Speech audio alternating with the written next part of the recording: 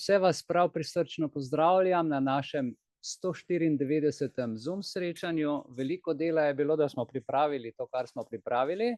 In veste, kaj sem spoznal v tej izkušnji? Sem spoznal, kako v bistvu, če ti zdaj v tej dobi, ko smo vse vezani pač na elektronski naslov, ne, kot je enkrat recimo nekdo to odreže, zablokira, vzeme in ne moreš na banko in ne moreš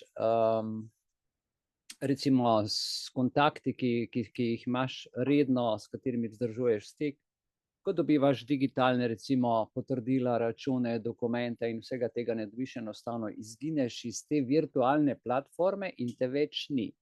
Danes je, zdaj potem, ko tako opažam, dejansko, glejte, večina našega življenja, razen metle, gospodinjske krpe, kakšnega piskra, je vse v bistvu prek računalnika, če tako praktično vzameš, a ne? A se vam tudi tako zdi, da malo poklepetamo v uvodu? Ja, seveda. No, ja, je, ne? Ja, včasih še itak. Ja, včasih še Tale digitalizacija nas bo uničila čist. Mislim, hočejo nas prisilno v to vpeljati, poti pa recimo, kaj jim ni všeč, te blokirajo, imaš v ozadju toliko problemov, tako kot si zdaj le mu, to je noro, to se zmeša. Ja. Recimo, klasika je še zmeraj najbolj in to je to, ne. Recimo s tabo, ko sva klepetala, a ne? Borut, ja, je bilo zanimivo, ko si rekel, kje pa je Mihael, ne se ne oglas, ali sem se mu kaj zameril, ali kaj, a ne? Ja, tako lepo pomisliš, a ne, ali pa, da ima toliko dela, da se ven navidi, pa ne, take stvari, ne, pa vidiš, da je zadeva čist drugje pereča. Ja, pa sva po telefonu se slišala, a ne, sem povedal zadevo in veš, ko sem včeraj po noč uspel 5:30 zjutraj zaobiti vse te sisteme, sem našel to pot, da sem ta blog zaobšel, a ne, tle sem v Sloveniji vse odrezali poti v bistvu, vse to je vse načrtno narejeno. Ja, itak. Sem bil zelo vesel, sem šel kar spat, ampak ko sem odprl zadevo po 8 dnevih, je bilo noter 100 mailov, ki so čakali pa ljudje in so bili vezani na čas, recimo na odgovor. Jaz pa, kot da me ni bilo, ne, en teden, in sem se samo s tem obadal. Plus druge stvari, ki jih imamo seveda v pripravah, tako da so mi pomagali tudi določeni člani, vsem se srčno zahvaljujem. In pa seveda vam bom rekel, za to podporo, da ste z nami, pa da smo skupaj in pripravljamo seveda za prihodnji teden, vas, kot ste v vabilu dobili, vabim, da se udeležite našega rednega letnega občnega zbora, kjer bomo pogledali, se pravi, letno poročilo z ene strani, z druge strani pa aneks z vsemi dogovorjenimi dodatki, ki sem vam ga pa tudi poslal po elektronski poti. Če pa kdo ni dobil, naj javim, lahko tudi posebej pošljem zaradi tega, ker pri teh mailih se pač čudne stvari dogajajo nam že nekaj časa, ne? Ja. Dobro, torej Borutu bi se zahvalil, vsem tistim, ki ste se zdajle priklopili na Zoom, ki ste se priklopili, vas prav prisrčno pozdravljam in tole je danes ta naš zvezek, precej debel, ne, in 194. Zoom, tukaj v uvodu pa vabilo na redni letni občni zbor naslednji teden, dobrodošli.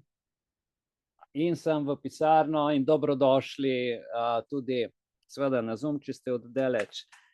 Zelo sem vesel in danes bomo slišali nekaj zanimivih stvari, kako se lahko v bistvu praktično kot državljani, bom rekel, ne upremo, ampak si naredimo v bistvu privatne zakone, ki jih objavimo javno in to pač velja, ne?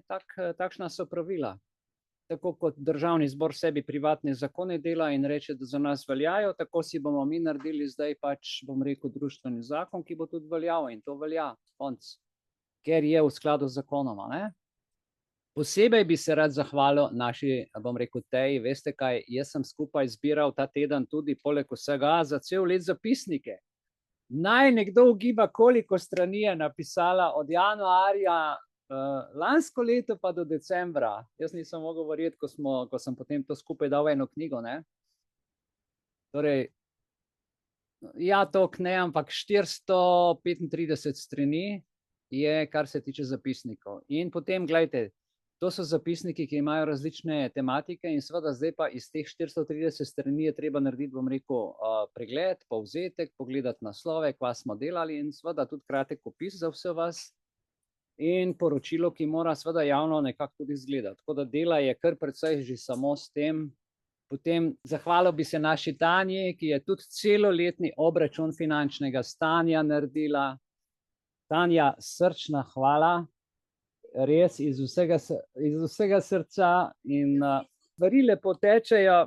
No, in samo še to povem, to se pravi, hvala tej, hvala Tanji, hvala moji ženi. Hvala vsem, ki ste danes prinesli, toliko dobrot so prinesle ženske na mizi, neverjetno. In seveda tudi pozdravljam vas vse, pa smo vam hvaležni. In tukaj bi jaz samo povedal, da bomo tole imeli 7 točk oziroma malo manj, no. Ampak ta aneks k našemu statutu, to bo ključna zadeva za naše člane in pa seveda tudi za ostale državljane, ki bodo prepoznali to zadevo in želeli tudi sodelovati. Zdaj pa najprej k našemu zapisniku, da bomo, se pravi, to zadevo uradno začeli, potem začnemo pa s programom. Dobili ste zapisnik in preden gremo naprej, bi vas vprašal, ali ima kdo kakšno pripombo na 193. srečanje, na zapisnik, ki smo ga naredili, ali se strinjate oziroma ali ima kdo kaj proti, bom reč tako vprašal. Tukaj v pisarni ima kdo kaj proti? Ne? Sprejeto, kaj pa tukaj na Zoomu? V redu? Ok, ni glasu. Hvala lepa, to pomeni, da ni glasu proti, da je zapisnik sprejet. Tudi ta bo šel v arhiv, ampak tega bomo potem gledali šele čez 1 let. Torej, draga Teja, srčna hvala tebi in vsem, ki pripomorete, da seveda te zadeve tečejo. Današnji program bo čisto na kratko, samo to, da povem, Zakon o etičnem varstvu osebnih podatkov v povezanih storitvah. Ključna zadeva za naše življenja. Ko boste enkrat dojeli, o čem govorim, ker marsikdo ne razume, ne ve, zato ker v Evropski uniji iz ozadja pripravljajo tudi zakone, verjetno ste slišali za Digital Act, ki je stopil v veljavo, bomo danes o tem malo govorili, vam bom pokazal, povedal. No, se pravi to, da boste dobili, se pravi, Zakon o etičnem varstvu digitalne zasebnosti. O tem bomo govorili, potem bom jaz tudi za uvod danes tudi, čeprav sem dal to v drugi del, bom danes dal v prvi del, borba med politiki in državljani. Je borba med zakonom in ustavo, če to prevedemo. Ne? Tretji del, prizadevamo si za svetost, bo Iveljana povedala, kaj pomeni v bistvu se držati v tem svetu, ko prihajajo z vseh strani puščice, nagajanja, negativnosti, kako človek lahko seveda to z osebno držo, moralno in etično držo odbije in se pač posveti stvarem, ki so njegove in pusti ljudi, ki zbadajo, pikajo, nagajajo na miru lepo, da se s tem sami ukvarjajo. Ker se pač morajo z drugimi ukvarjati, ker je to njih, ker ne morajo s seboj delati, ne, so sami sebi preveč problematični, zato morajo ti ljudje seveda si izbrati nekoga in uživati v maltretiranju nekoga, ker takrat se zdijo, da so pomembni, ker takrat dobijo pomembnost. Zato gledajte, dajte pozornost rajši sebi, ljubite sebe, svoje partnerje, svoje otroke, poglobite se vase, to okolico, ki pa išče pozornost, pa rečete hvala lepa za vašo pozornost in, a veste, tak človek prej ali slej gre potem drugam iskati, ne svoje zadeve. Potem bo pa čudovit večer, bomo imeli čudovit celovečeren film, jaz že dolgo nisem tako dobrega filma gledal, Konklave. Veste, zanimivo je, ne, tudi papež je zdajle baje zelo bolan, sicer v Vatikanu malo prej sem še novice pogledal, pravijo, da danes je malo vstal, pa malo pojedel en zajtrk, ampak to povejo uradno, ne, v resnici so pa vprašanje, kakšno je stanje. In ta konklave, veste, beseda konklave pomeni zaklenjen pod ključem, ne. Zdaj, če ste kaj prebrali, kar sem napisal, v bistvu v 13. stoletju so papeža izbirali, ko je umrl 3 leta in to je bilo preveč, to so jedli, pili, so se kar navadili, ne? In potem, ko je bil papež izvoljen, je rekel, to pa ne želim, da se več ponovi in je dal bulo oziroma zakon, da se zaklene kardinale in da so tako dolgo zaklenjeni in brez hrane in vode, dokler ne izvolijo papeža. Da je potem naredil red z tega vidika in zato se to imenuje pod ključem. In mi, bom rekel, ljudje navadni, ki nas mediji obveščajo, pa ko pogledamo kaj po televiziji, vidimo od zunaj, ne vemo, kaj se dogaja. Ta film, nocoj, pa pokaže vse intrige, vse grehe, pokaže vso svinjerijo, bom rekel cerkveno, oprostite, a ne? Kaj se med kardinali dogaja, ko izvolijo svetega človeka, ki naj bi baje vodil svetu katoliško cerkev. In to bo zanimivo in bo res zanimivo. Upam, da bomo preživeli lep večer.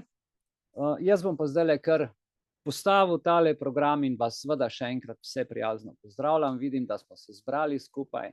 Toliko, da vam povem, objavil sem, da bomo imeli v živo, ampak ker zadeva zahteva prijave z elektronsko pošto in sem jaz tam zamenjal, pa tle smo Zoom sem mogel na nov postaviti z drugim e-mailom in se zdaj ne ujame, tako da bom čez teden probal to urediti in uskladiti oziroma sinhronizirati, kot je bilo, ker zdaj so pač stvari, pride pač, kako reče, en potres, ena povoda, ena poplava, pa se mora zemlja malo posušiti, pa ne? Da potem spet se normalizirajo stvari.